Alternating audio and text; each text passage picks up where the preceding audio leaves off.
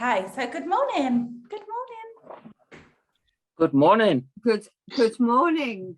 Debbie and Jasper joining us from sunny South Africa. We've gone a little bit purple. I don't know why, but I think it's the light or something with my camera, but we haven't dyed our hairs. It's still... And he just was wearing a black t-shirt. It's not purple. So don't quite know what's going on. And this is it's not tinted. Yeah, the first thing I asked Debbie was if she had highlights or tinted her hair. No. No. So it's nice though.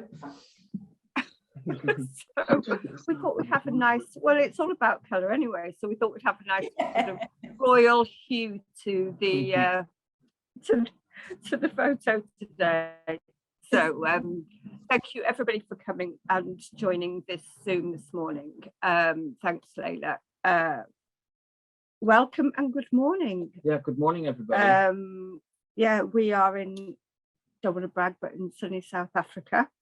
But we are quite busy. Our phones keep ringing, and obviously everybody's still wanting to know help about what colour should I use and what mixes and skin tones. So one of the questions that I keep getting asked is how do I determine the skin tone of the client? So I want to go a little bit back to basics that some of you will probably already know, so forgive me if I'm sort of teaching my grandmother to suck eggs. I'm older than you, so I'm the grandmother here, but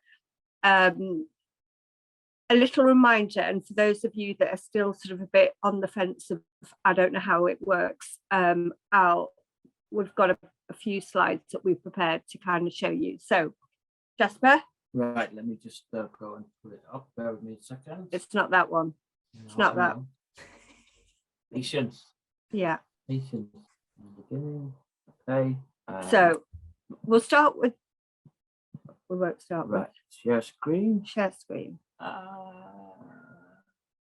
Where is it? I want the colour wheel. Yeah, that's coming. Right. You do like a little quality act together, you two.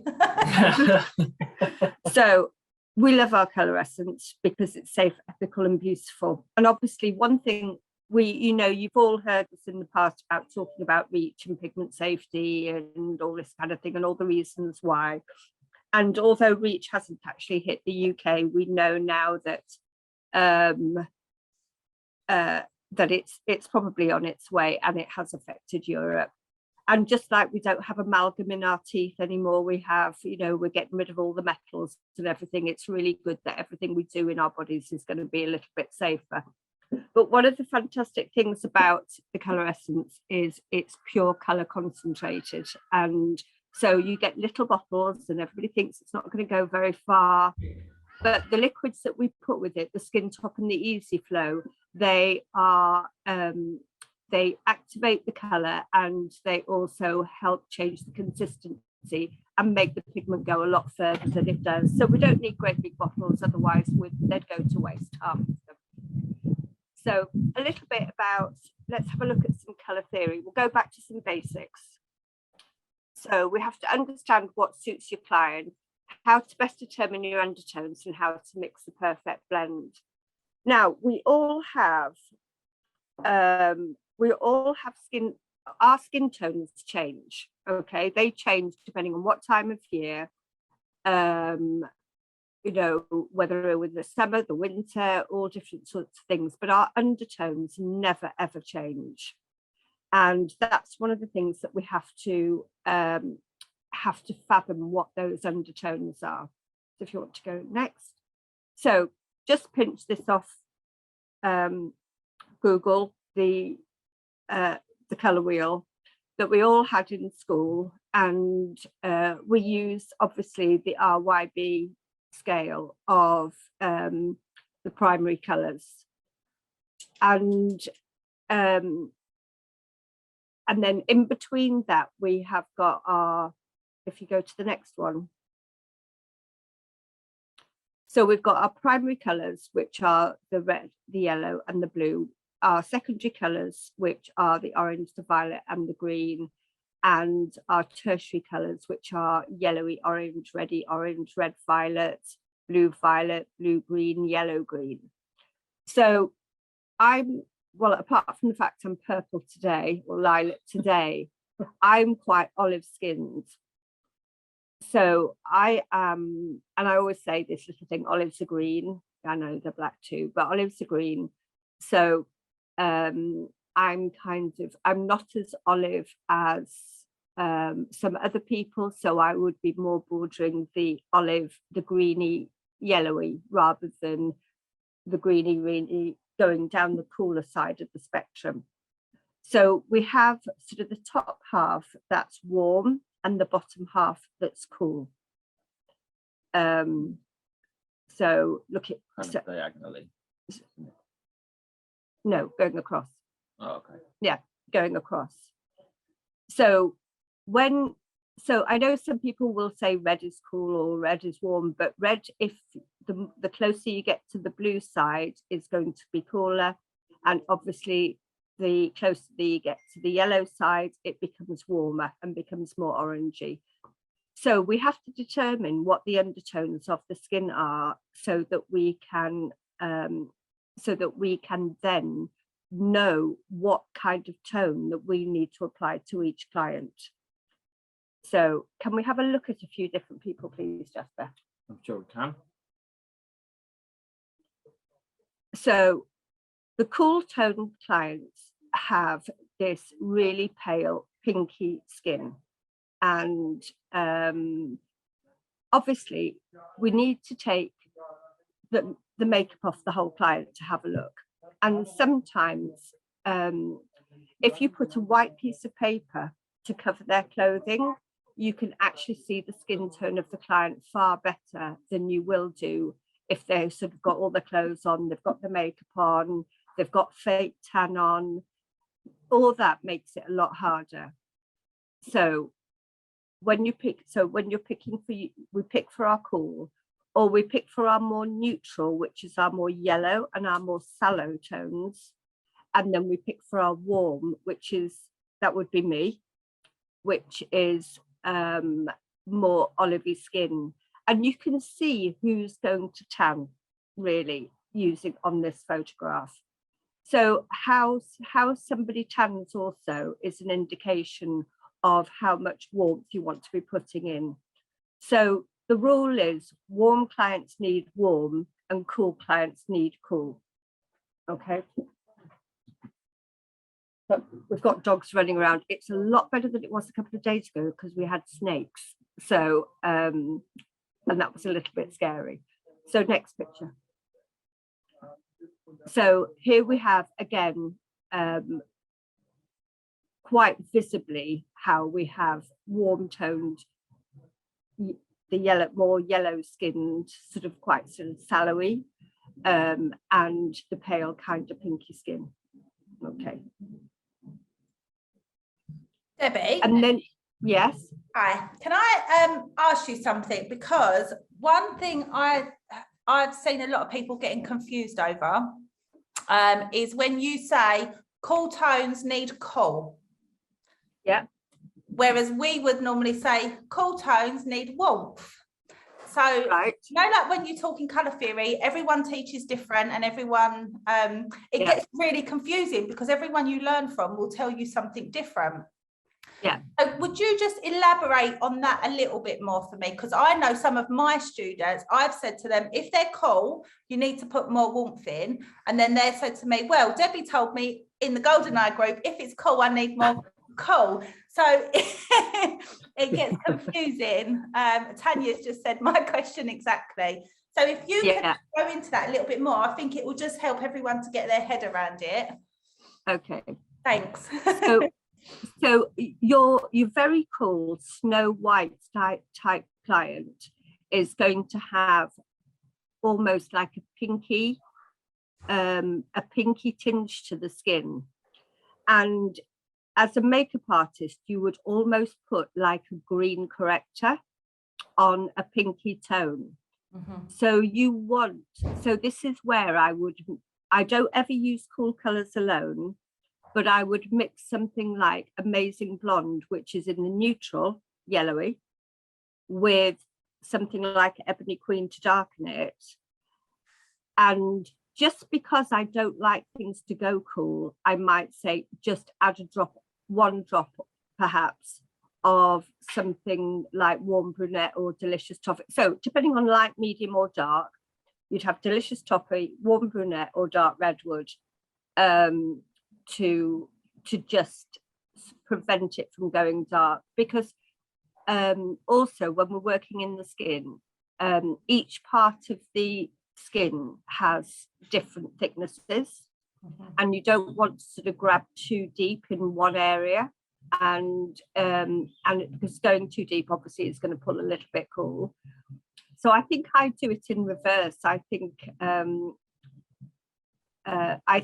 say that the pinky skins are the cool tones rather than the greenish, the olive skins are the cool tones. I say they're the warm tones. Yeah. So the cool tones seek the cool and the warm tones seek the warm. You're always going to have, it's the absolute nightmare also for a makeup artist to find the perfect foundation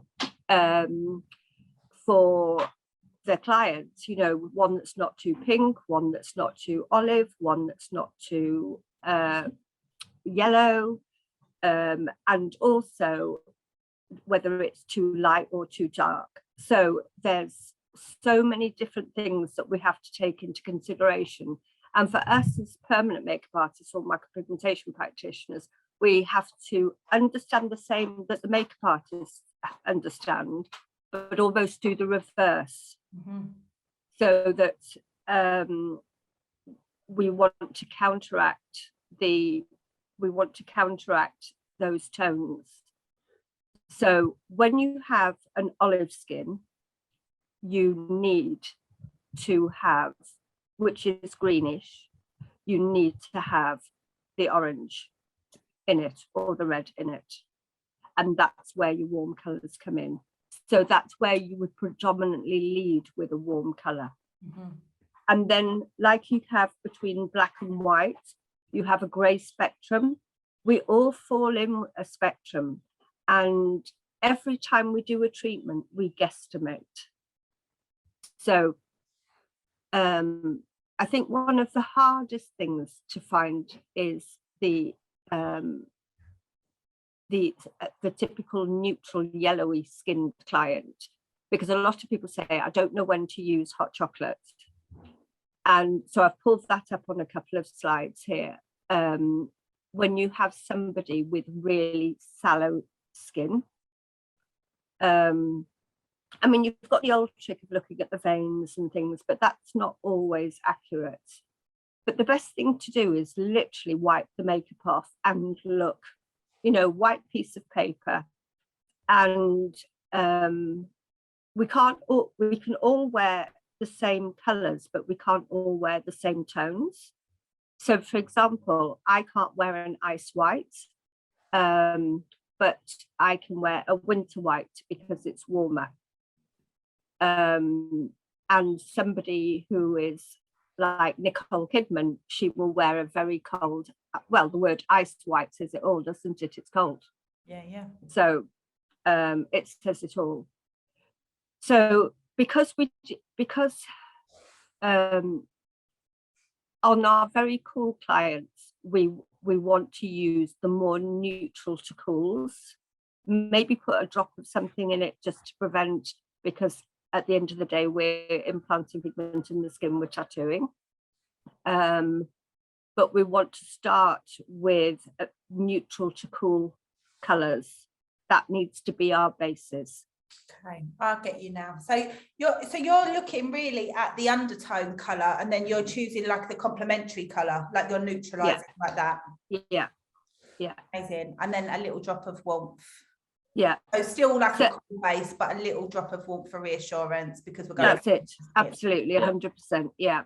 Because on the second treatment, you can always leave that out if it heals warm, or you can, depending on your pressure and the skin and one thing and another and what have you.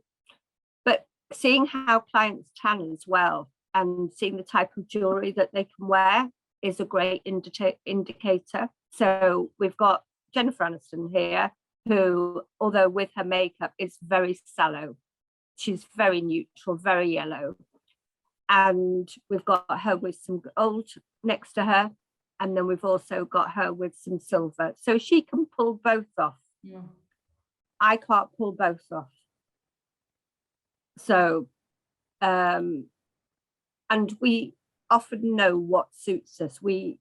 How many times have we all bought clothes that we like or something and we put it on and we love it, but we never actually wear it because we always pick it because somehow it's the wrong tone.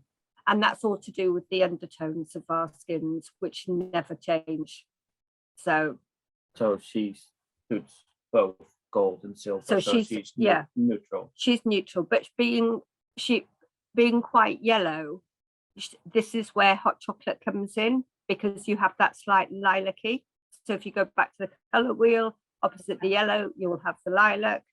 And that's where the hot chocolate has that lilac hue to it. But once it's healed on the yellow skin, it neutralizes.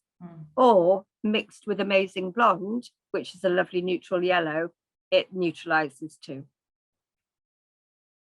I remember when I very first used hot chocolate, it was on D actually, when we first got them. Yeah. And when it was healing, she was like, I think they're a bit purple. Yes. Yeah. The first it healed, it literally healed, the most beautiful color.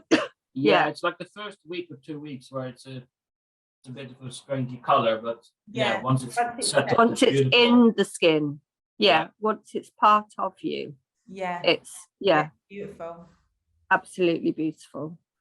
So so you might have oh gosh, some ethnic, so this is where the Fitzpatrick scale, I think, doesn't always work, because you can go through each part of the Fitzpatrick scale and you can subdivide it into warm, medium and cool.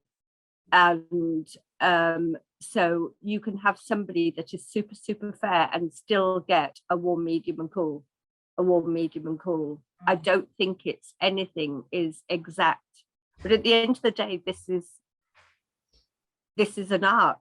You know, we have a little bit of science that we can back things up with, but we have to learn to look.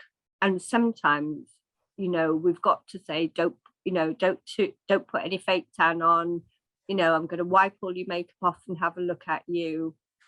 See what the natural hair color would be. See even the tone of the brows, you know, because some of the brows could have warmth in them if they're not tinted. Some of the brows they are naturally ashy or mousy, and some are blonde, and redheads can often be an exception, because actually if their face is red, although they might have that very pale skin, they actually need more warmth. So there's always a wild card. There's always a wild card in this industry. Yeah, always a wild card. Yeah, definitely. So it's everything that we do really is a guide, isn't it? It's just a guide, but there's never. I think that's why permanent makeup's so hard to learn when you're coming into the industry, because nothing is ever sort of like pinpointed. You've always kind of got to still change things. Yeah. Yeah, and that's why the second session is so important as well. I think, where you can make slight corrections if you haven't got it 100% spot on the first session. I love these colors though, because they're really forgiving, really, really forgiving. And if you use a really light application, and you can tweak the colors, you can tweak them. So we have Nicole Kidman, absolutely cool. We put some gold next to her and we go, oh, I don't think that looks okay. And we put some silver next to her and we go, bingo, that's her. She is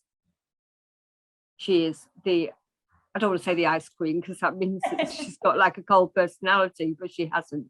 But that's definitely her.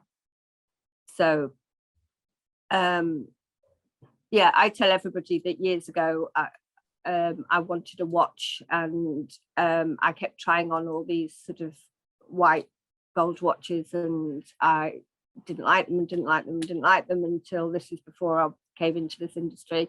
and then suddenly put a yellow gold watch on, and bingo, it suited me. And now I know why. Yeah. So, but it takes a while to see it. It takes a while to see it. But you do have to take the client's makeup off and maybe distract yourself and study the face. Yeah, you do. So, and here we have olive skin, and she's just warm. Yes, she might have that olivey green, but I can't call this person cool, you know. So this is probably why I do the reverse of everybody. So my lead color for this client would be dark redwood, you know. Maybe I would put a little bit of ebony queen in, because if she's not 100%, you know, she's not, if she pure dark redwood maybe needs to go on a darker client, sort of maybe ethnic client of some sort. Yeah, but bring up the silver. Sorry, didn't see that. Yeah, no, it doesn't work at all. Yeah, so she'd get married in an ivory dress. She wouldn't get married in a white dress. It wouldn't suit her. Yeah, it wouldn't suit her. So so this is a client I did, this is after the treatment. I haven't got the full picture. So she is a little bit pinky around, obviously, where I've done the brows, but she is very sallow skinned. She suits both gold and silver, slightly more on the silver. And this is using hot chocolate alone. And this is just after. So I have another client which I've got the full picture of, because a few people, oh no, not this one. No, that's coming up later. That's coming up later. So this, actually, this is the picture that I used the dark oriental on. But because I don't like to have them cooked too cool, especially I'm trying to think what I put in. She's a typical Snow White complexion. I know she doesn't look it here, but she has got the green eyes. She suits silver. She's very pinky. Yeah, you did put, yeah. So this is actually the dark oriental, and I put a drop of warm brunette in just to kind of lift it. Yeah. But she doesn't suit gold jewelry at all. She is definitely silver. Okay. And forget the writing, because that's not accurate. So here we can see another, this is you. Please, can you put your hands up if you see she's yellow? Yeah, so she is mousy haired, yellow skin toned. She can pull off some gold, some silver jewelry. And again, I use hot chocolate alone. And obviously there's a bit of pinkiness now because I've just finished it. But that was just after, and they healed absolutely beautifully.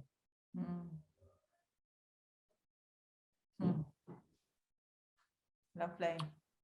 So what did you say about this? This was posted on our group, and the client asked what color to choose for the specific client. So, excuse me. This client for me is cool, pinky skinned. So I would, this person will burn in the sun, isn't going to tan very well. And my base color, excuse me a second, because she's light, would be Amazing Blonde from the neutral range. And I would darken this with Ebony Green. And just because I like to say, as a rule of thumb, don't just use 2 cool colours on their own, just put a drop of, I've said warm brunette for this because that's in the starter kit, but if I was to do it, I'd probably put Delicious Toffee in because she's blonder. So just a little bit, just in case.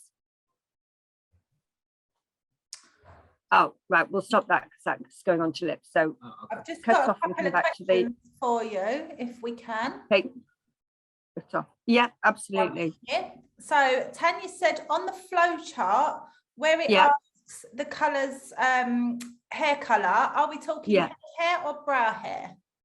So we want to know the natural colour. I always say, what was your hair colour at 18?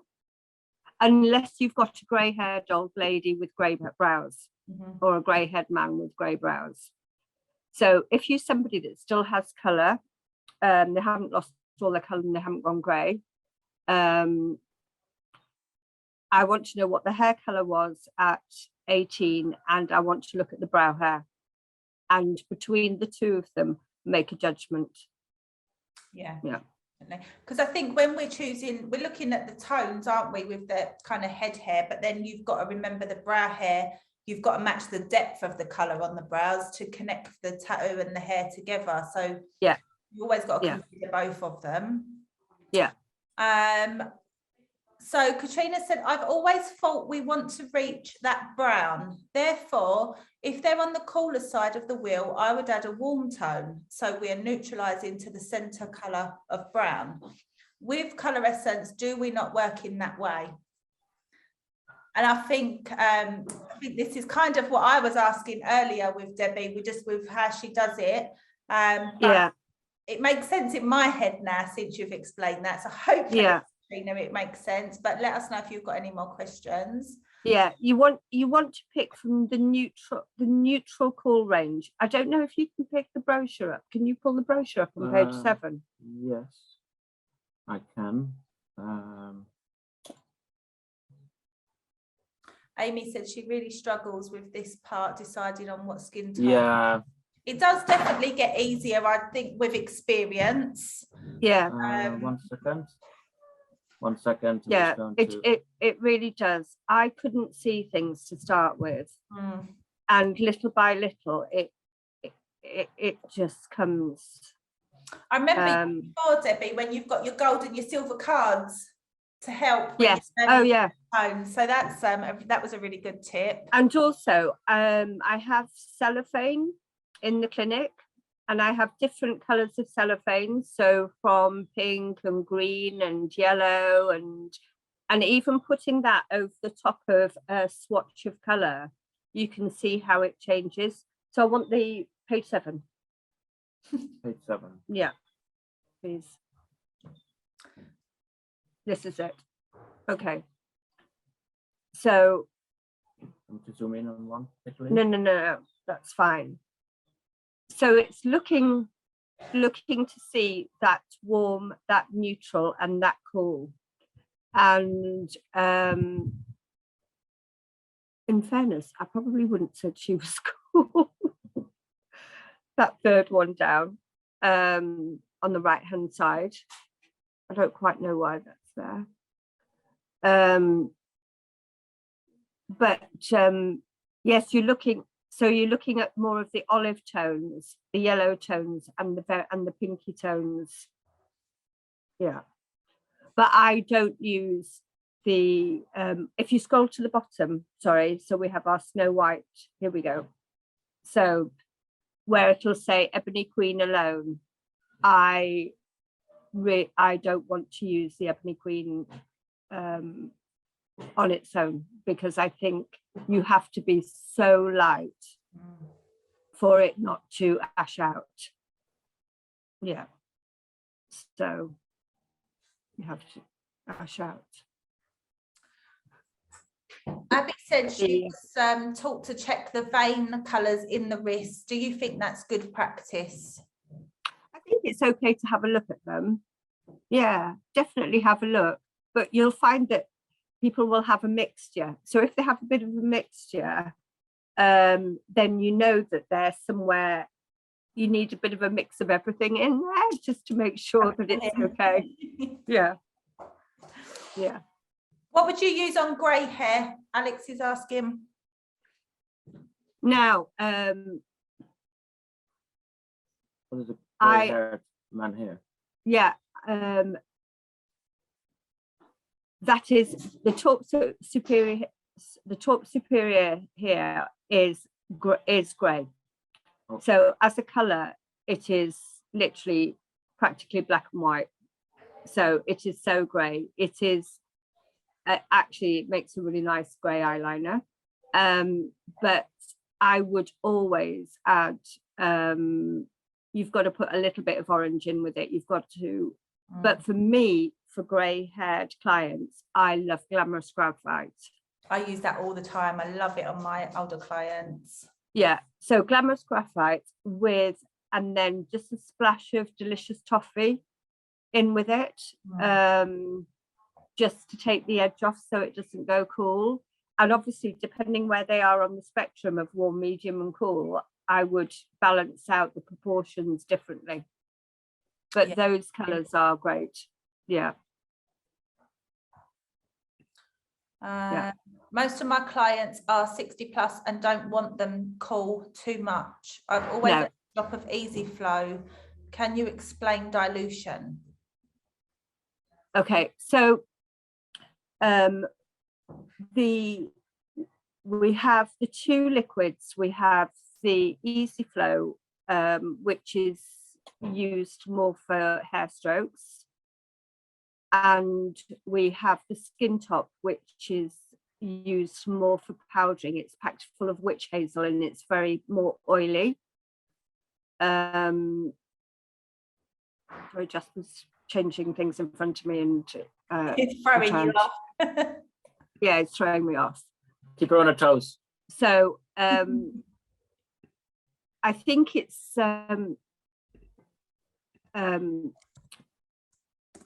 it has options here of how much you can use. So it says sort of a couple of drops, sort of 1 to 2 drops for sort of 7 to 10 drops or what have you of pigment. But I actually like to use a bit more, if I'm honest. And if the skin's oily, I know this sounds crazy, but a little bit more helps it glide in. And also if the skin is very dry, you don't want the pigment to grip to the dry skin. So you can use extra. And it just makes the colours go along, you know, the colours go a long way. Yeah, so I mean, I don't know if people know the difference between Easy Flow and Skin Top. Maybe it's good to just mention that again. That Easy Flow is used mainly for fine lines or hair strokes, whereas Skin Top is more suitable to add to the pigment when you're doing any types of shading or powder techniques or things like that. Yeah, because it's calming, much more calming. Yeah. Yeah. Yeah. Holger says use one or the other, but actually so there are some times where I use both together. And also when it comes to lips, if you sometimes for lips, I think I need a bigger quantity. If I'm doing a full lip blush than I do for brows, I need more pigment. And depending on the size of the pigment cup, if the pigment starts to sort of thicken slightly, I can always add more Skin Top. I probably use more Skin Top than Easy Flow, if I'm honest. But you can just add more liquid and it doesn't actually seem to dilute the colour. It's just there's very few, there isn't a huge amount of liquid that suspends the particles. So unless you use a really tiny pigment cup, the pigment will dry up very fast if you haven't got any liquids in with it. Yeah, I use Easy Flow a lot actually. I was using Skin Top all the time, and then after Monica done a live with us on her after her circle module, and because I'm a rebel, I put easy flow in for my shading. Yeah. And I thought, I'm going to try that, and I actually really like it. And ever since, I've always put easy flow in. But it definitely makes the pigment easier to work with. Flow is better. Again, like, it doesn't dry out. You can work with it much longer. Yeah, you can change to the consistency. The only one I put skin top in with. When I do lips, I use skin top. But then I've started using easy flow, and I don't know why. I really like it. I think it's and you can change the consistency based on the client that you're working on. So you can change it around for each client. It might be different ratios. That gives you a lot more flexibility. If you want a very, very sheer look as well, adding more easy flow is definitely going to help that. And then if you've got quite tough skin to work with that gets inflamed quite easily, your skin top is really going to help calm that down. But another tip, I know we're not really talking about eyeliner today, but I don't add any liquids to the eyeliner to an eyeliner. I would add some skin top for shading, for the shading part. But I actually can, and as much as I put tons of push over the eye I'm not working on, and there's very little inflammation or swelling by the end of it, you can actually just put a little bit of skin top on neat as well, and that really seems to calm it down. So because it's just packed full of witch hazel. Claire does that a lot on lips as well. We found if she gets a bit of swelling on the top lip, I always see her, she's putting a bit of skin top neat on the lip. Absolutely. And it just calms it right down. So Katrina says, what confuses me though is that they are both witch hazel and one has a little alcohol. What's the magic behind them? It's consistency, really. And the skin top is a more oily substance, so which helps cause less trauma when the needle goes into the skin. So there's a big difference in the amount of witch hazel that's in them, and I have to say the easy flow does help the flow and the glide. It really does help the flow and the glide, especially using the cartridges that have got a really thin long nozzle. The easy flow is a dream for those needles, like the Vertex, the HQ needles. I always put easy flow in if I'm using them. So because at the end of the day, it's like Ribena, it's like squash, you don't really want to drink it neat. So and everybody has a slight preference on how much they would like to dilute it. So that's a really good comparison. So the skin top has got a lot more witch hazel in than the easy flow. Skin top's definitely much more calming on the skin. But as I say, go on. I do often quite like to use a mixture of the two together, even though Holger says he likes to use his separately. But Rebel. I do. Rebel. And with like oily skin, if I'm shading on like thick oily skin, and you can just tell that they're going to be lymphing and they're going to be horrible. A bit of skin top in there is a dream.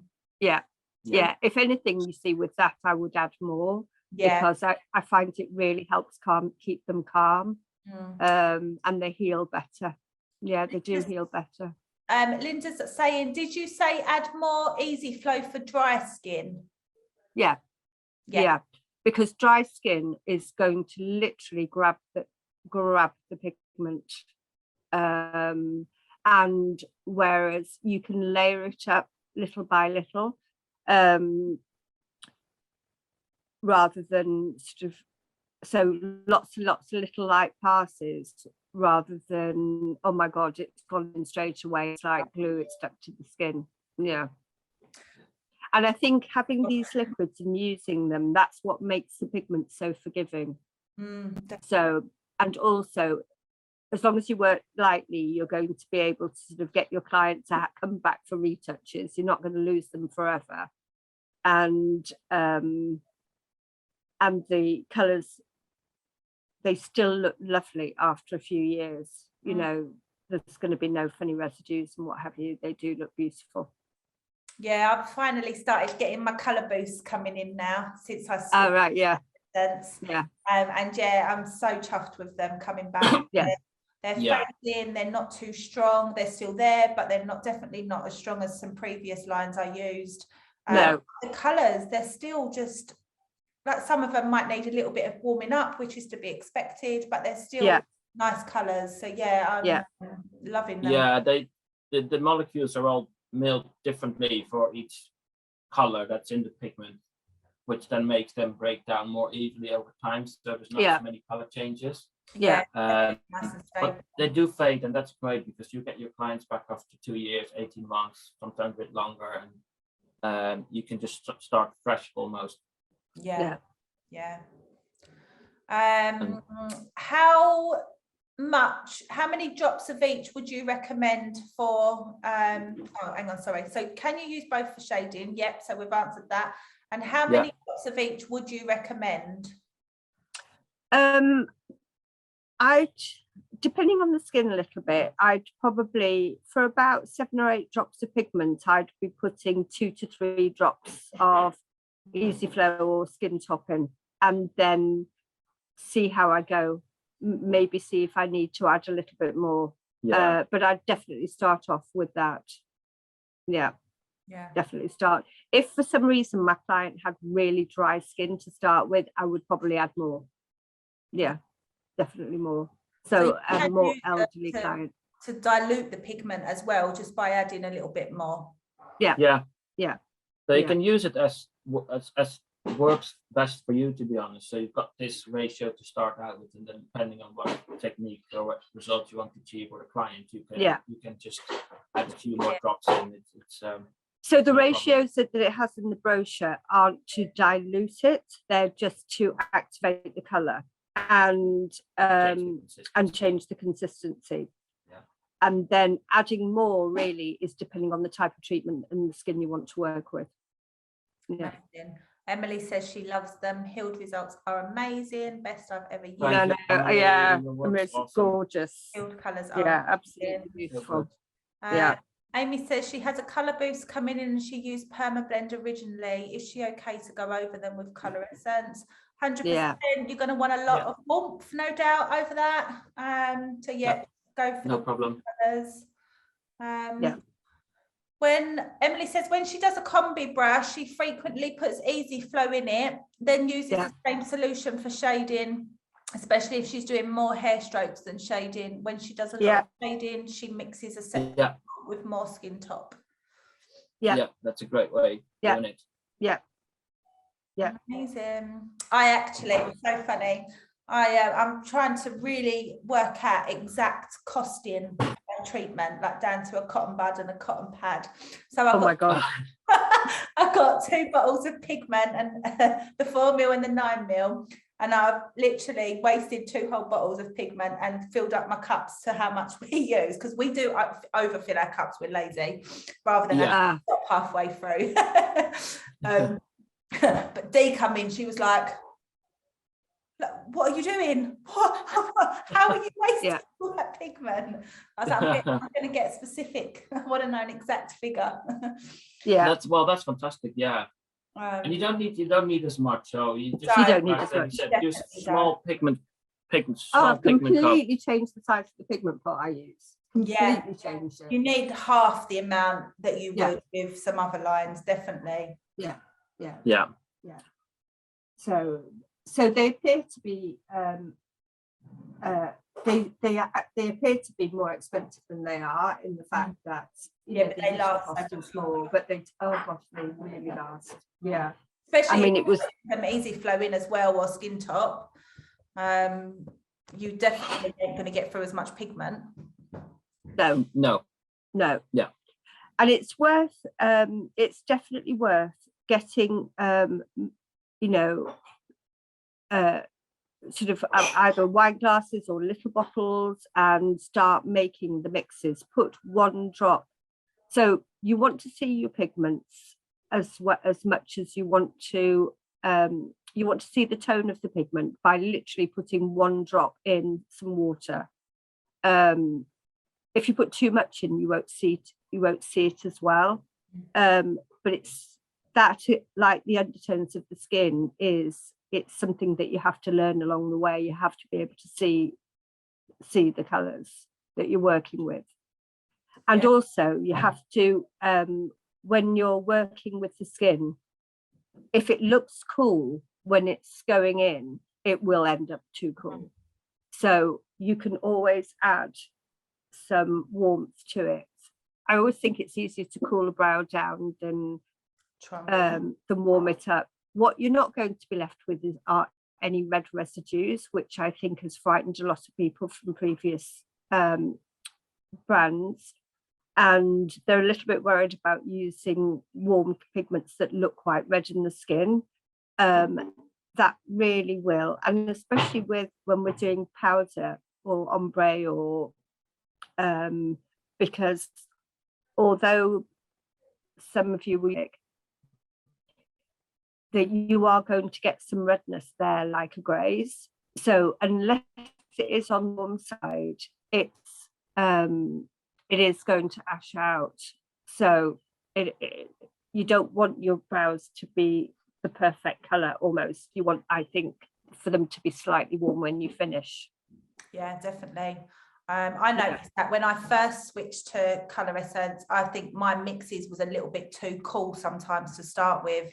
Then when they're coming back, I had to add more warmth. So again, you learn as you go, don't you? And sometimes you've got to try it to see what happens. But now I definitely use a lot more of the warmer colours than I did when I first started with ColorEssense. I'm not scared of them anymore, because I know, you know, they might look a bit warm today, but they heal the most beautiful brown ever. So don't be scared of the warmer colours. Emily said she likes to layer a lot as well. So she starts with the mix and builds up the darkness with the cooler colours. Nice. It's all about, I mean, that's it, Emily. It is all about just getting layers in, light layers, lots and lots of light layers. I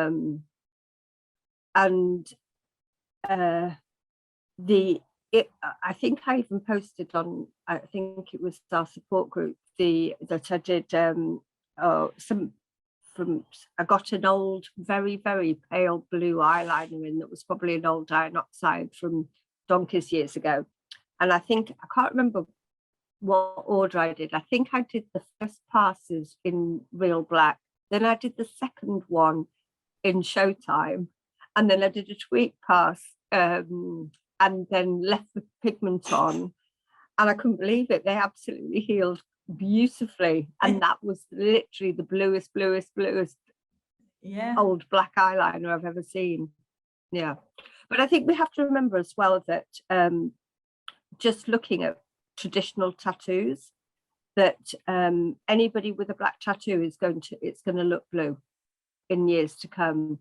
So the darker the color that you use, you just want to work lighter in the skin, you know. And I do say to clients that it's not a makeup substitute, you know. It's when you go out, if you're going to put your makeup on, you want to put your makeup on, you know. And really, if you're going to really glam up, you want to glam your brows up. I'd love to get rid of all mine and just start again, because it was a long. I'm sporting a long pair of blue eyebrows at the minute. So and I'd love to sort of forget the last God knows how many years and just start all my clients off fresh again, but it doesn't work like that. So I have corrections to do, you know. I've got, you know, old ladies that I'm not going to put them through removal and things. They've been clients of mine for years, and we just sometimes have to stick a plaster over the problem, and it's so these pigments are actually quite good for that, but sometimes we just got to do a really light dusting rather than oversaturating. Definitely. So any more questions on No. And anybody still not really understanding undertones? What's a good correction colour for grey? Orange. Do you know what I don't So, hate these brows actually? Sorry. I so just feel oh, go on, go on. well, depending on the intensity of the grey, because there's lots of greys. Yep. But grey, black and white, if you look at the if you're looking at sort of basic colour mixing, you've got your red, your white, yellow, your black and your white. So you'd put your, if you've got your black and your white, you want to put your red and your yellow in, so you want to put orange in. But if the client's very light, if it's a pale grey and they're light skinned, you'd want delicious toffee. If they were medium, you'd want warm brunette.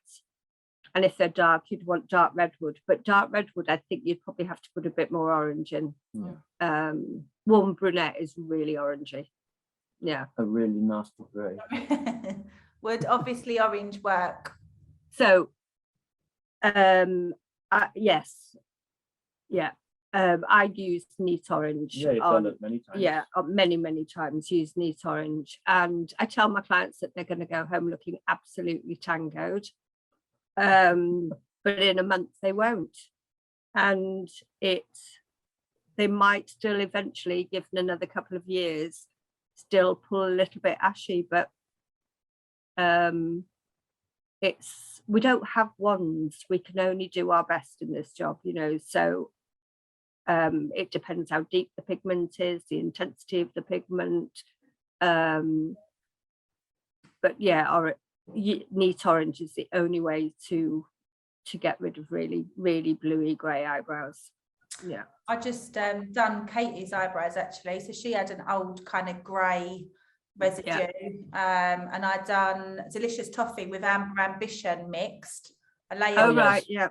And then put dark redwood over the top, and they literally healed like one session. They've warmed up so much, they're just beautiful. There's such a beautiful colour now. So that works really well over, like, not a super saturated grey, but just like no. You know, when they fade out and they're grey. That works really nice. Yeah, amber ambition is a good option then, actually. It is a good option. Yeah, it's a lot softer than obviously. Yeah. Orange. Right, but it's done a job. Yeah, it works lovely. Alex said, one of my first brows I did with Monica Avani faux brown healed really cool. What would you recommend? Warm brunette. That's good. Yeah, Alex, that's unusual for faux brown because it's actually a really warm brown faux. But yeah, warm brunette would be a similar kind of depth, I suppose, as faux, but much warmer. Yeah. Would you recommend? Yeah. What would you recommend for someone who has aspects of pink and grey in the brows? That's me. I've got a nice rainbow. I think you have to look at what's most dominant. So is the grey more dominant? Is the pink more dominant? Is it pink? Is it red? So we have more pinky tones. All right, forget what I said about undertones. We have more pinkiness around in our faces and peachiness and than we have blue, grey, purple, all that kind of stuff. So the grey for me, something warm I'm not too worried about. Really red brows, that's a whole ball game. But sometimes I need two mixes.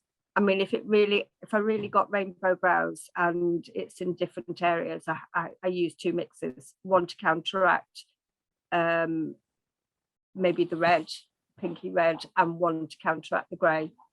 But if one's more predominantly, I think you just can't promise perfection. You can promise improvement. Yeah. And go with the leading dominant colour. And you don't really want grey. Yeah, you don't really want grey. Alex, if they was dark and cool from a warm colour, I would probably be maybe wondering if pressure was too heavy rather than it being the pigment in that case. Yeah. I've seen quite a few videos on Insta recently with people using a pure red pigment. What colour correction are they making there? Sorry, say that again. I've Somebody seen uses quite a pure few red. videos. People are using a pure red pigment on colour correction. What colour Yeah, are they doing? yeah, green. I haven't seen green brows for a long time. So That's I from think pigment ranges from yeah, years ago, really. Colour Source went green years ago, and a few people in the UK were using it. So I've used red in the past just to cover green, but I don't see it very often. You have to be careful with the reds. I see a lot of people putting red in eyeliner as well, but then you need to make sure it's a warm based red, like an orange red, not a yeah. You've got to make sure. Sorry. Otherwise, you end up with purple. Yeah. Exactly. Yeah. So, is colour correction essential on grey brows? What if you just go with hot chocolate and ebony queen? Oh no, colour correction. Yeah, great. Nobody wants grey brows. Yeah, and remember, ebony is cool, hot chocolate is neutral, so you definitely put warmth in. Yeah, don't put cool colours on cool corrections, and don't put warm colours on warm corrections. Yeah.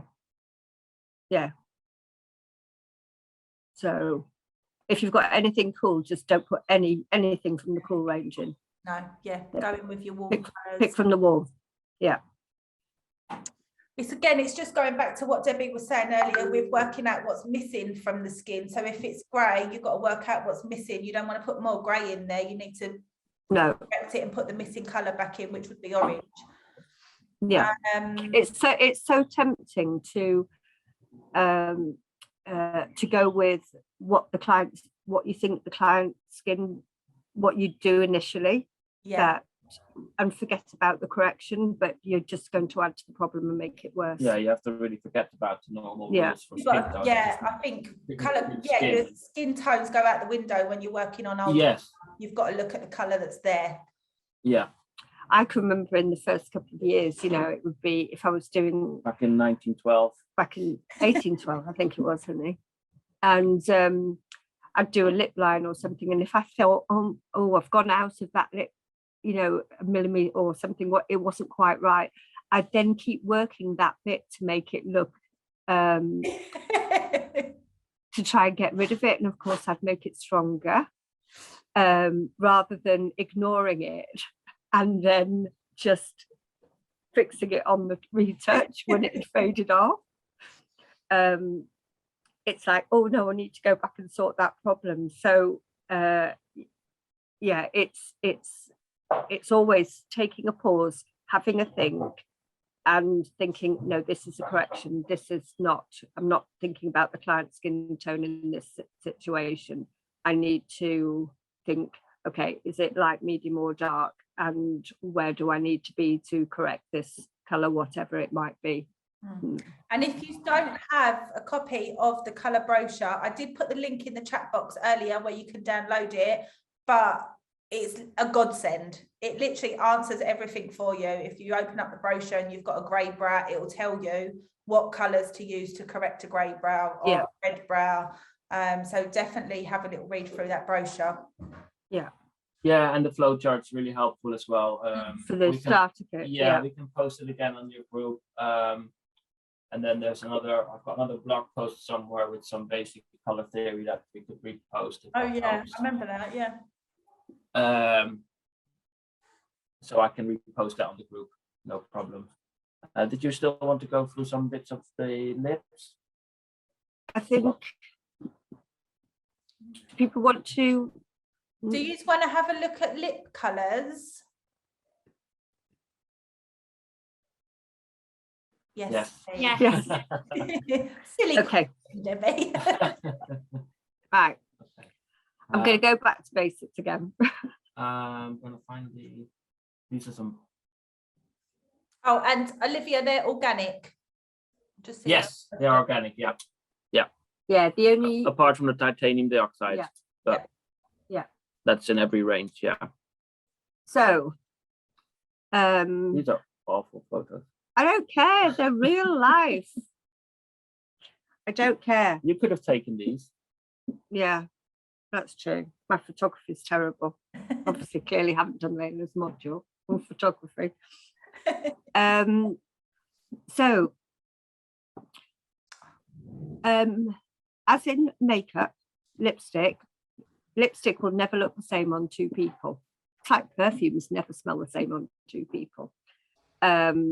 We're all individuals, but we have some very pale lips here. We have some almost brownish lips, slightly ethnic lips, and we've got some very dry, purpley lips. So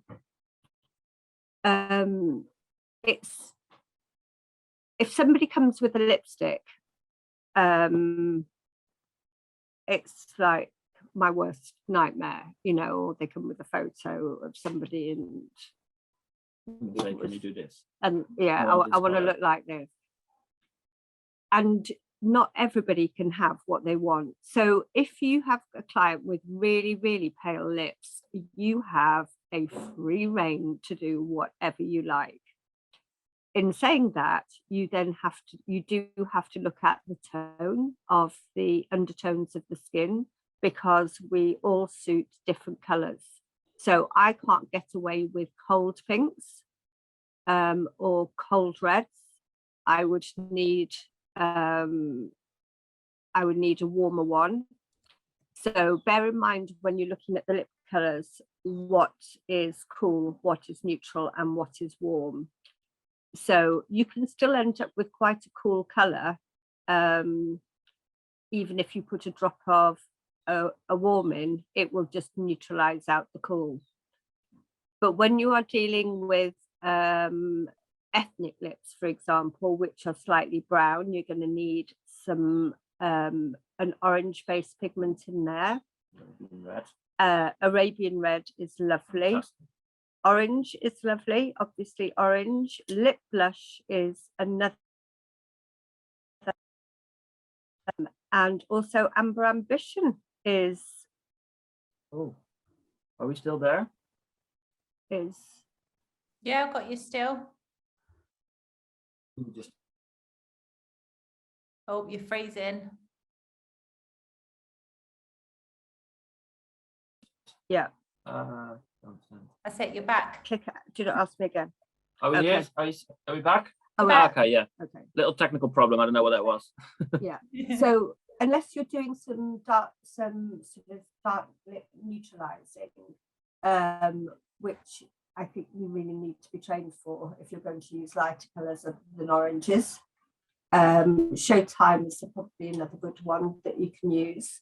But you can't just use any color. You don't really want to be using very, very pale colors on lips that are full of color. So the choosing the color is really important. And then obviously the application is really important for the outcome, and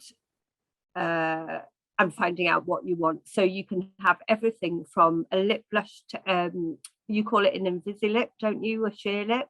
Sheer lip, yeah. To an absolute lipstick look, and everywhere in between. We don't do lip liners anymore. That's what I was taught all those years ago. Lip liners. Lip line on its own. Yeah. How times change. And it's funny, really, because a lot of them were brown. Yeah. And people are coming with, I want nude, which is a bit of a bugbear of mine, because often these nude lipsticks have brown in, and it's very much a fashion thing, and it's not going to look good in years to come. So if I am going to add any brown or in, I'm going to do a super, super light lip blush. I'm not going to do anything too strong, so it stays. Yeah. Right. Emily can help probably because she does loads of lips. But yeah, we can just pull up some colours. Look.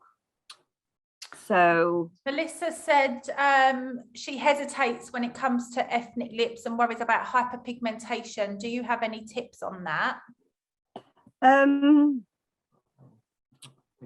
here we've got one. Can you see this? Or? So this was a lot. Oh yeah, this was a dark lip neutralization that I did. And I used 3 sessions and I used different mixes. I think your slider's changed. Can you see the lip neutralization picture? Or Still got the picture of the 4 lips that you was on originally. Oh, refresh. 1 second. I'm going to stop it and share it again. 1 sec. I've never had a problem with hyperpigmentation or hypopigmentation with ethnic lips. I see on some of the loss.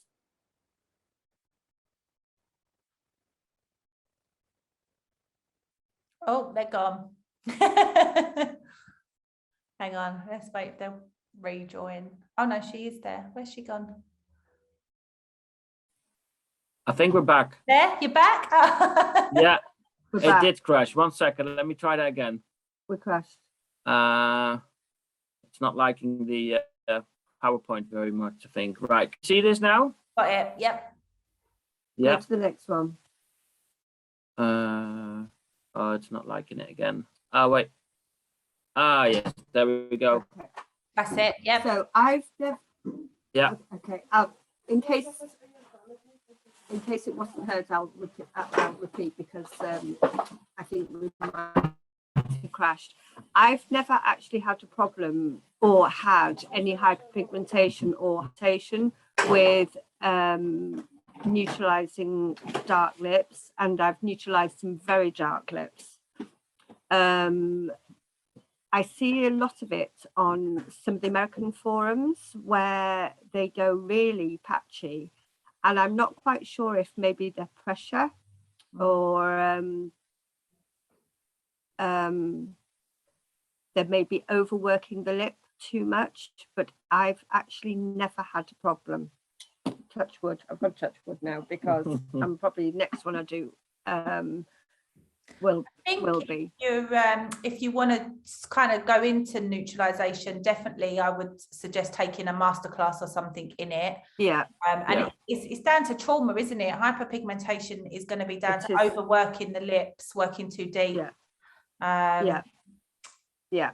I mean, the lip tissue can be one of the most fragile. I mean, we talk about the eyelids, but the lip tissue is so fragile.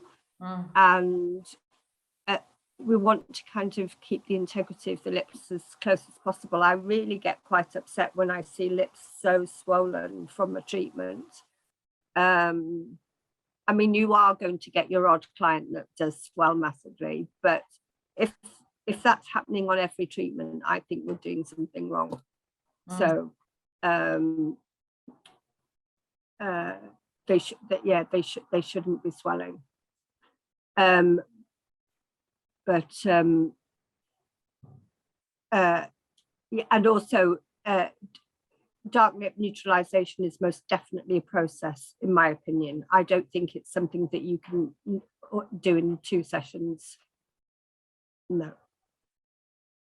I don't think. And do you spot them, Debbie? Would you use different colours on different areas, like where she's got darker bits? Yeah. So I'm not even sure if I added some white into this as well. I can't remember off the top of my head. Well, if you did, you didn't tell me to put it in, did you? No. He ain't taking the blame for that one. Or it could be it could be somebody else. Yeah, maybe I'm not quite sure. But yes, I make little pots of little colours, and I use different colours, different tones and things depending on where I'm working. Yeah.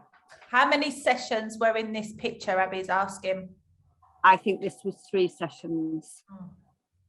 Yeah, 3 sessions. Yeah. So you want to go back to the first one? Really lovely soft pinks are Kiss Royale and Love Grit. Absolutely love that. They are from the more neutral range. Trying to think, is Love Grit cool or neutral? Trying to think of the top Also, of if my you head. want to see some Love Grit's Leila's cool. got beautiful lip pictures, and also Emily Ponte has got lovely photos of some beautiful heel work with different colors. So yeah, if you want to have a look at those, then you'll get some ideas of heel results. I think Emily is a really good example, her work actually, of because she uses some of the stronger colors.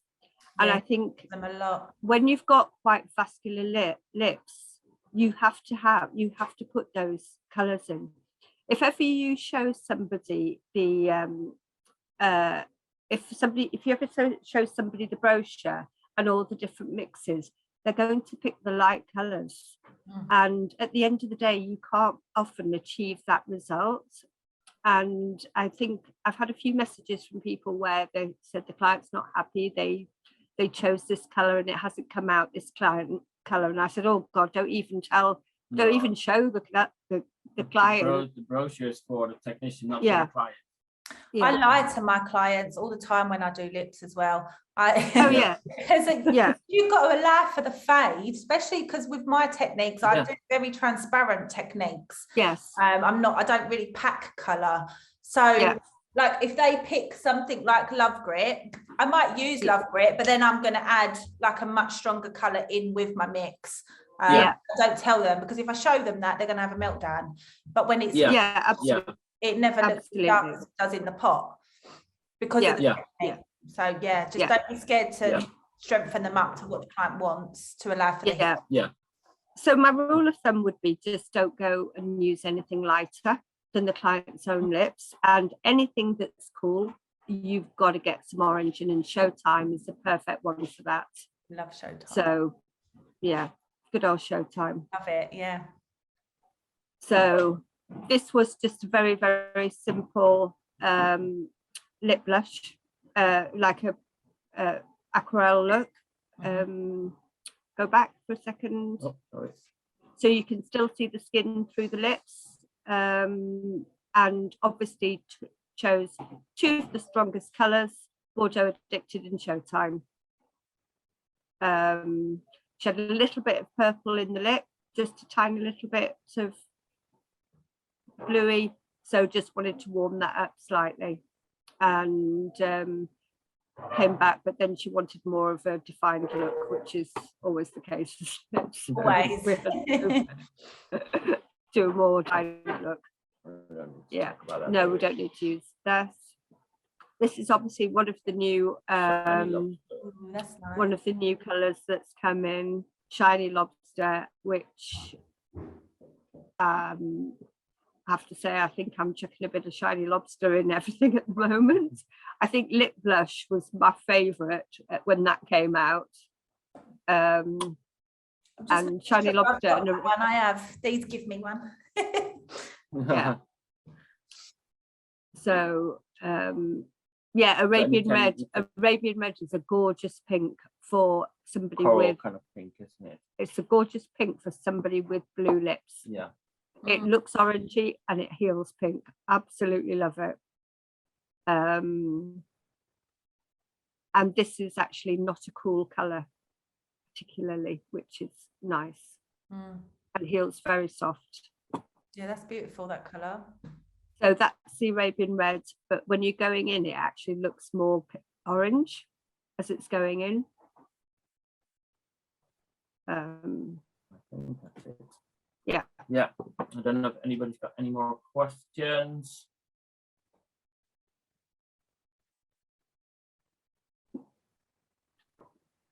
Anything in the chat? Yes. Fire away, Melissa. She said yes. Hi, Melissa. I think I have got, I've got some colours here as well. So if anyone wants to see a colour, I can put some in some water and hold it up if you want to see any colours. We've got, I have a client who come in with really purple lips naturally. Yeah. Suggest. Really purpley lips, you want orange, because the obviously orange that we have it's quite yellow, and I would say that ethnic lips, or are they ethnic lips or no?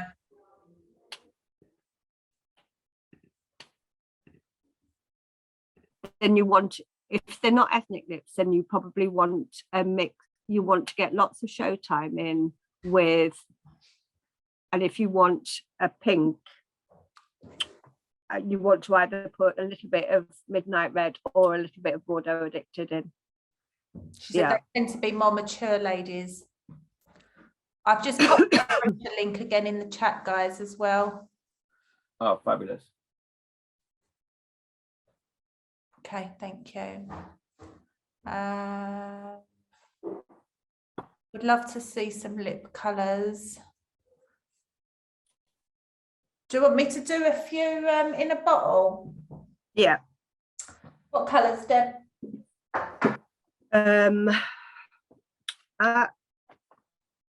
Let's put Bordeaux Addicted in.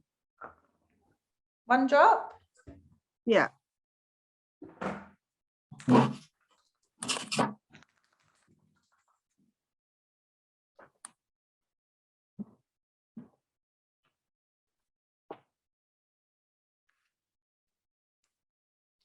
Need to pull that up, hang on. Get a little mix. Yeah. So that's Bordeaux. Yeah. So it's a beautiful, it's a beautiful colour. It is on the cool side. So anybody with any purple or any kind of vascular cool lips, a drop of Showtime would go in with it. As you can see, it's when we put just one drop in like that, it's not super dark. So depending on the technique that you're using, and depending on the colour of the lips themselves, is going to vary the outcome. Have you got Amber Ambition there? Yeah, I should have done my nails. Look, I'm just looking at my nails. And someone's just asked for Showtime as well. Yeah. All right, hang on. Amber Ambition. Get Showtime out. So this is the lightest, warmest.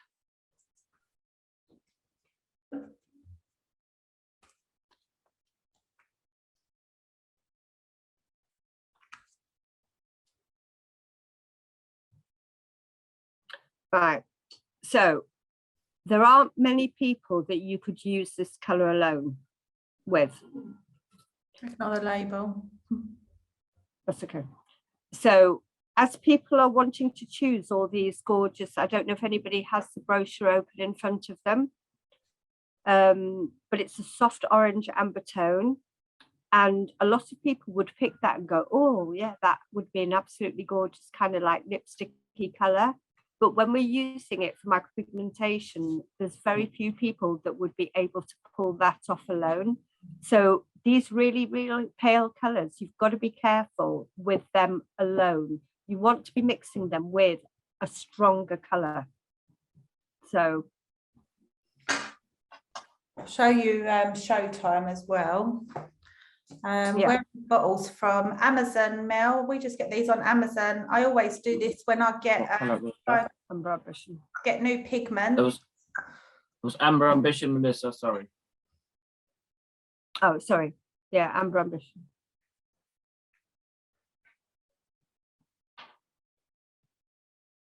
Oh. Hang on. Debbie, what would your starter kit be for lips? If someone couldn't buy the whole range straight away, what would you recommend she starts with? We have the lip starter set, which has Bordeaux Dictate, Yeah, Showtime. Kiss Royale, Yeah, a lavish lips, yeah. Hang on. and was it Lollipop Pink?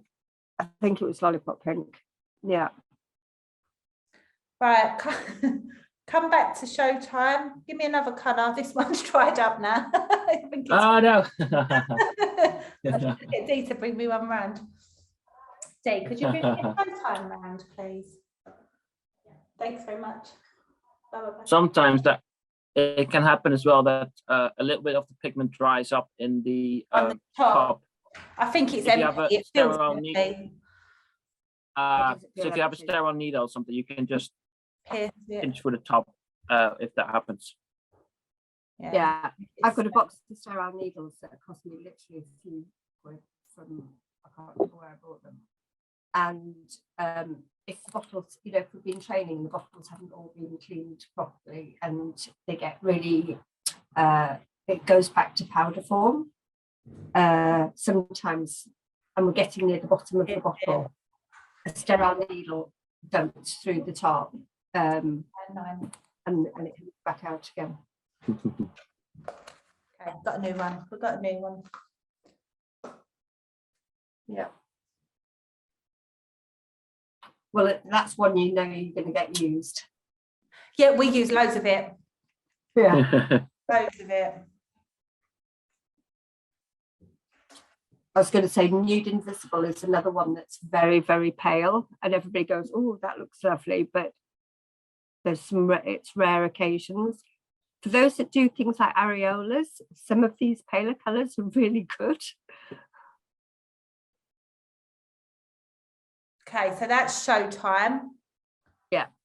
So if you put that next to Bordeaux, you can see the difference in the undertones there. Yeah. Yeah. Yeah. So to warm, so if you wanted the Bordeaux Addicted, if you wanted the colour, that type of colour, but you had purpley lips, add some Showtime to it and it will counteract and give you that lovely pinky tone because it will neutralise the cool. Yeah, and Showtime's really good, I think, just for making something pop. You know, like when you just need a little something in your mix. Yeah. Pop. A little bit of Showtime does wonders. Yeah. Hence the name. Yeah. I do think very that well. I think some of these cool colours though in the lips, they have like this vibrancy of their own though, which so I love them, even though I need to put something with them for somebody who's. And then what was your other cooler. favorite one? Like was it frozen strawberry? Oh yeah, we've got to show frozen strawberry. This Yeah. Every single lip I put up at the minute, you can guarantee it's got frozen strawberry in it. Yeah. Oh, it's so beautiful. It's beautiful on its own and it mixes lovely with other colours. Yeah. And then you've got Red Diva, which is a very strong version of the frozen strawberry. Oh, I've got that here as well, actually. Yeah. So if somebody wanted a really stronger version of frozen strawberry, Red Diva is very similar.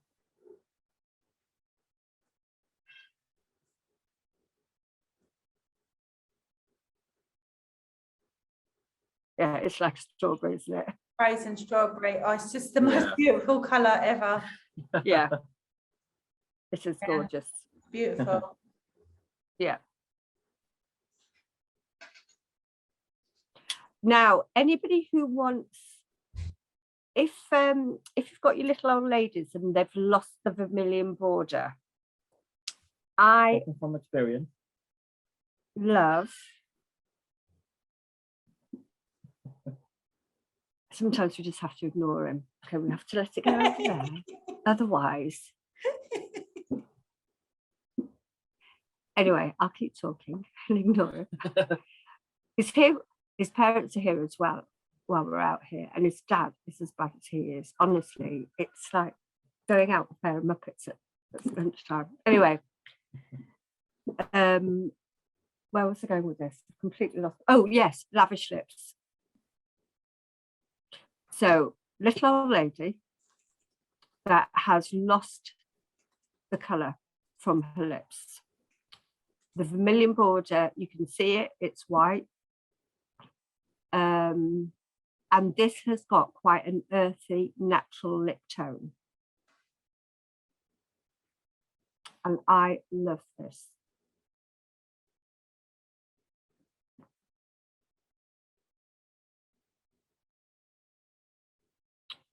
So this is almost like, I hate the word nude, but It this is that almost, nude what clients want. It's a natural lip color. it's, for me, this is a really natural lip color. So if Lips. so if you're having to recreate the vermilion border that has lost its pigment, and so we're not going outside the border here, we're just putting it back in where the border's gone. It's an absolutely fantastic color. So if somebody doesn't particularly want a color that, because obviously once they've got the micropigmentation on the lips, it's going to change the color of the lipsticks that they put on as well, because they're going to look slightly different to what they're used to. But that's a really, really natural one, and I have to say I absolutely love it. Yeah. Naturally attractive is nice as well. It's a little bit more pinky, isn't it? And Yes. naturally attractive has that slightly more pinky version. Yeah. But And again, more it's a very good natural. Yeah. Midnight good red's my natural. favourite. I do love a dark red. If we would have 6 kind of, if we could put 6 bottles in the starter set, we'd probably add naturally attractive, to be honest. Yeah. And because it's really good for softening as well. Like if you like to mix with one of the darker colours, you can get some really nice tones with it. Yeah. You can. Yeah. Yeah. It still needs to mix up a little bit more. Hang on. Yeah.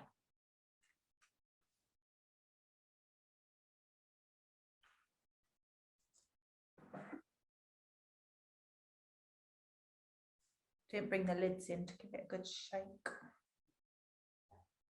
You can see that now. Yeah. So that's naturally attractive. So it's still quite a nudie colour, but just a little bit more pinky. It's got more pinky in it. Yeah. It's got more pinky in it. Yeah, it's a really nice colour. I love all the Really bottles good that idea. are all lined up. Yeah. Yeah, it's really good idea to do. If you have, I mean, I know lots of people have done it, but if you haven't done it, it's a really good way to see It's a little good. the colors. Just show you amongst my tea and coffees, but they're really yes. Like what we do when we get new pigment lines is we do this and we put little labels on the bottles with what each colour is. It's really good for teaching as well when if you're teaching your students. It's just a visual. Yeah, it is. Yeah. Yeah. Also, if you let them settle, this is what I do as well. Look, these are some areola ones up here. But when you let them just sit and settle, you can see all the titanium at the bottom. Yeah, at the bottom. Yes. Yeah. All that titanium goes back to the bottom. Yeah. Yeah. Unfortunately, that's still needed to make the pinks. It is. Yeah. But they're still not heavy, are they? These pigments, they're not. They're not heavy. I know they've got titanium in them, the lighter ones, but they're not. It's heavy, some of the other. No, they don't. It's as little as possible. They don't look chalky. Yeah. No, they don't have that chalky finish. No, they don't. And also just different quality of the actual raw ingredient. Yeah. So that also helps. Some of my old lip colours from different lines, when they come back a few years later, like with the POW colours, you can really see the titanium residue that's still in the skin. So that's kind of made me weary with titanium. It can be lumpy almost sometimes. I think this is when the molecules were milled, so they still weren't milled very finely. I mean, titanium's always going to be different. It is always going to be slightly different, and it's, you know, you've just got to see a white makeup pencil compared with a black makeup pencil to see that they're so different. But when it's milled into the molecules to be so tiny, you're not going to get those big bits bits of Chunky. Properly residue. cleaned. Yeah, quite the same. So I would, because years ago I wouldn't have used pale colours, and in fact I probably would have avoided a lot of colours on the lips, especially dark sort of lips that were quite vascular that had titanium in it, and just use a lighter pass. But I'm quite happy now to use slightly paler colours than I ever did. Yeah, they're still really nice. yeah. Do you always mix pigments? I never really see anyone use just one colour. Oh, don't know. I'm a nightmare with lip pigments. A bit of that, bit of that, bit of that. When I've got to try and recreate it in 6 weeks' time. Yeah. Yeah. I think because they're subdivided as well into warm, neutral and cool, it's nice to have because it gives them a bit of punch. Yeah. You know, there's different aspects of them. So rather than have a huge range of colours, enormous range of colours, we have the ability to create enormous range of colours. And I think that's what's quite exciting, really. So I think just definitely around. Don't be scared to mix colours and don't be scared to have a play with them. Even if that when you're sitting on your own, just mix some colours together and visually see, because you don't have to go and buy a million colours. You can get so many shades from just a few colours, just mixed differently. And just do it in the bottles and put them, like you said, put the mixes on, and you can see what different kind of shades you can create. And it's great exercise. Yeah. And also you can just once you've made your mix up, you can just put a tiny bit of push with the pigment on the lip, and that'll give you a little bit of an idea of what it looks like. Mel said, was the old lady lip line nude, lavish or lollipop name? What did we do? Lavish lips, wasn't it? Lavish lips, Mel. Margot said going back 15 years when we started, titanium was hideous. Oh, it was absolutely awful. No, I wouldn't. No, I didn't want to use it. No, it's come a long way now. So Alex said, Debbie, do you have any tips for when somebody doesn't have a very defined vermilion border? It scares her to death to make the outline in the wrong place. Do you know what I do? A little tip I picked up was I get them under the ring light, put my goggles on and my head torch so I can see, and just stretch the skin. If you can see pores or hair anywhere, you know you're not in lip tissue. That's it. Yeah. So often the colours, obviously the colour's missing, and you have to have, sometimes if you literally stretch it into tiny segments, you see the difference between the skin and the lip. And so that, like you say, the pores, they will be there on our lips. But don't. I think you have to not look at the lip as a whole. You have to look at a small section of it. And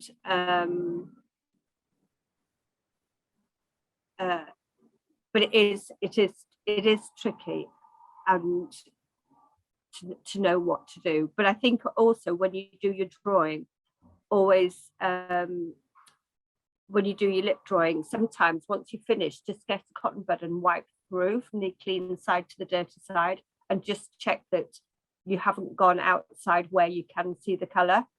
Sometimes it's easy to get carried away with your drawing. You can get carried away and tweak it.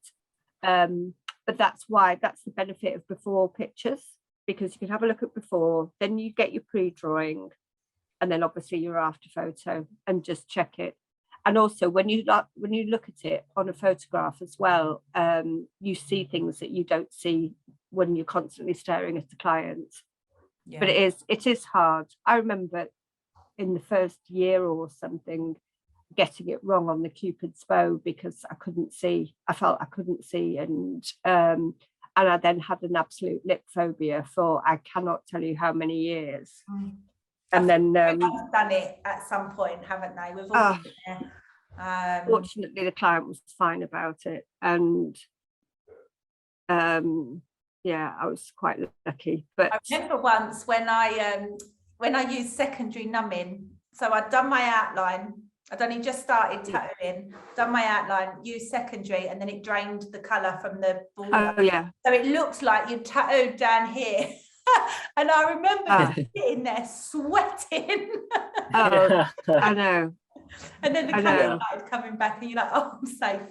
Thank God. Yeah. Yeah. Yeah. I think it was it was the Emla that I'd used to start with that had literally blanched it. Yeah. And then I panicked and guessed. Yeah. And then Mario then told me I had to do a demo on a stage in front of 300 people, and 40 sets of lips later, I felt a little bit more confident. I love doing lips now, but oh God, no, I hate them. I'm not into lips at the minute. I'm really enjoying doing lips lately.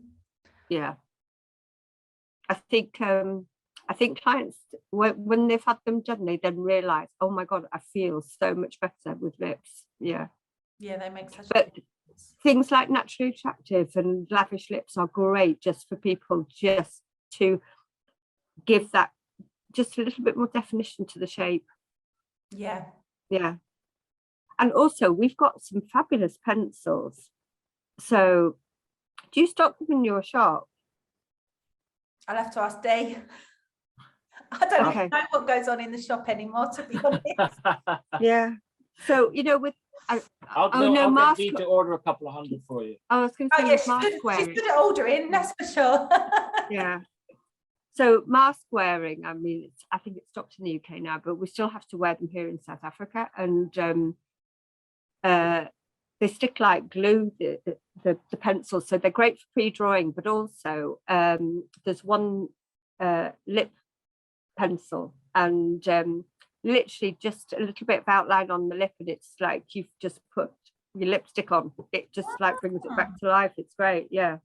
I'll have to ask. So I'll get them to send you. Yeah, and also if somebody's not quite ready for a colour refresh, get them to buy a pencil. You'd pay 25 quid for a Chanel pencil, and these are absolutely gorgeous. And just get them to outline the bottom of their brows or something, and wait another sort of 9 months and come back. And yeah, they're great to sell to clients, and also really nice to give for gifts to clients and friends and family.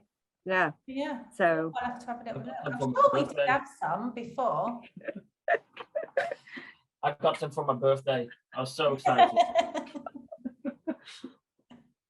So Alex says, before the Zoom finishes, I'd love to thank the three of you because you're always so helpful and always answering questions and there for us. Oh, that's lovely. Oh, bless you. It's our pleasure. It's our pleasure. Yeah. Janine said, sorry, back on brows. What colour would you recommend to buy initially for brows as a starter kit? Get the starter kit. Get the starter kit. Starter kit. It is like it's like a little sample set. You look at the bottles and you think, oh my God, then I'm never going to do a client with these. But if you use the colour chart, I'd say to anybody that you can direct message me on Messenger with a photo in advance, in the daylight, with no makeup on, and I will help you choose the colour. So I spend a lot of time helping people help choose the colours. You definitely need to. If you don't want to buy the whole set, you could probably do without dark red potentially. Because they're more for. Do you know, the little starter kit is so it's even got and then you need the easy flow.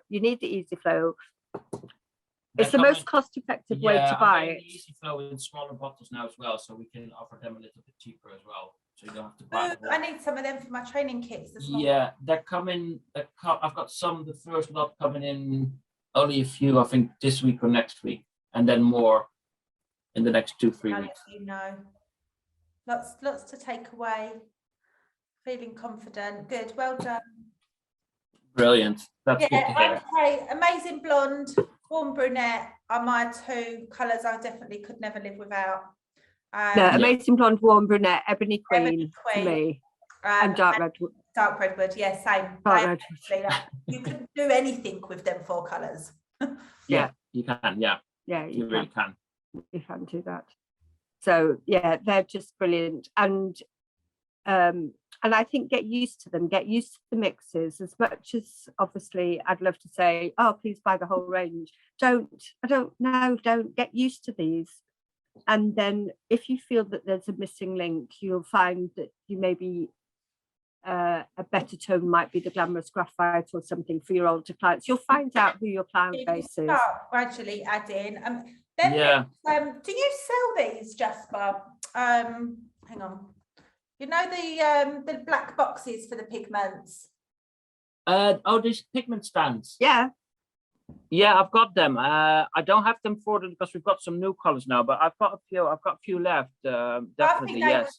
When I first started with ColorEssense and you sent me one of them, it was genius because they're all in Yeah.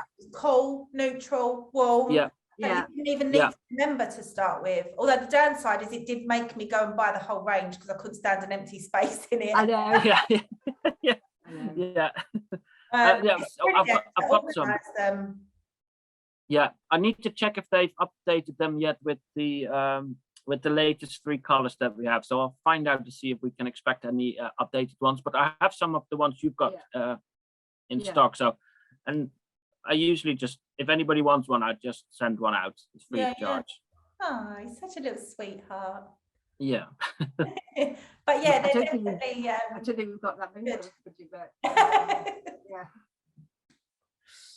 yeah, they're really good. What would be the best brow colour for Asian skins? Dark redwood looks very warm, Lucy's saying. Oh, dark redwood. Absolutely, 100% dark redwood. It's not warm once it goes in. It's just a really nice, rich colour. If you think of Asian clients, they wear almost an orangey gold jewellery. So their body is searching for that warmth. So they need that really, really strong. Yeah. And we have a colour now called powder black. And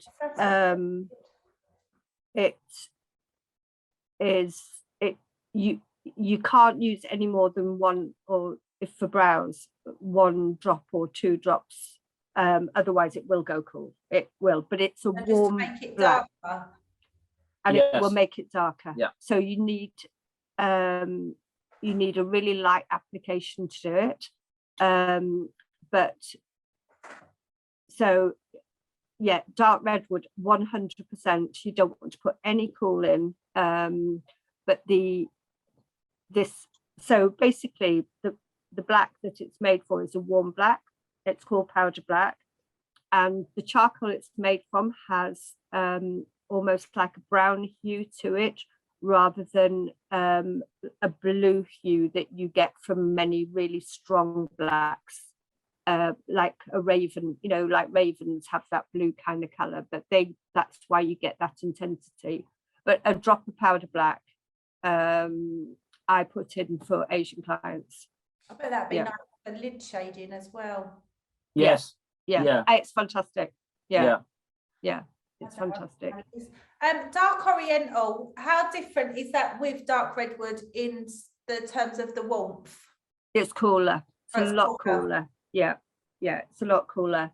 So I would have said that was more neutral. Right. It's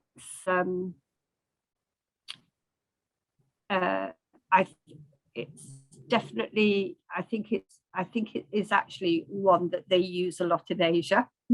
Goldeneye Asia sell it, but I do like it, but it does need to, you do need to put some warmth with it. Yeah, definitely, most definitely. Yeah, but it's lovely and dark. Yeah. Okay. Right. But yeah, just think about the melanin in the skin and what kind of jewelry people suit. Yeah, and how people tan.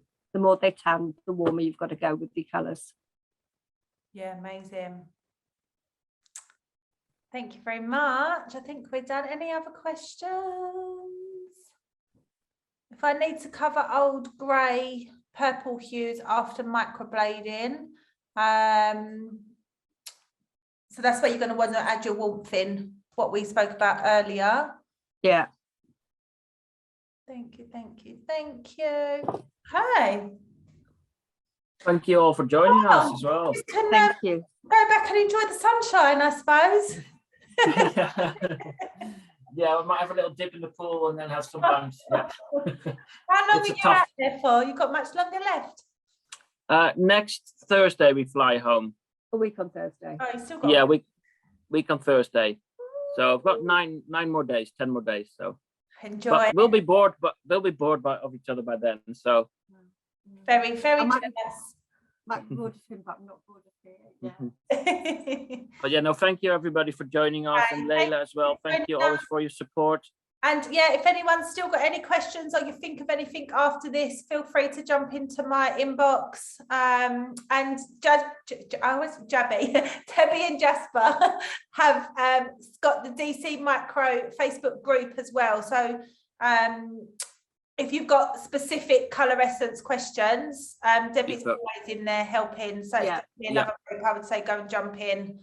Yeah. And there's loads of like pictures and examples of work and healed results. So yeah, it's brilliant. So everybody, I try and get everybody, it's not a show and tell group at all. And I try and get everybody that posts to actually say what colours they're using. Otherwise, it's absolutely pointless in having the group. So it's lovely to see examples of, you know, everybody from beginners to artists that have been around sort of for years being able to give advice as well. And it's fantastic. It's a lovely support group. So Yeah, it's really nice. yeah. So yeah, it's brilliant. Right. Right.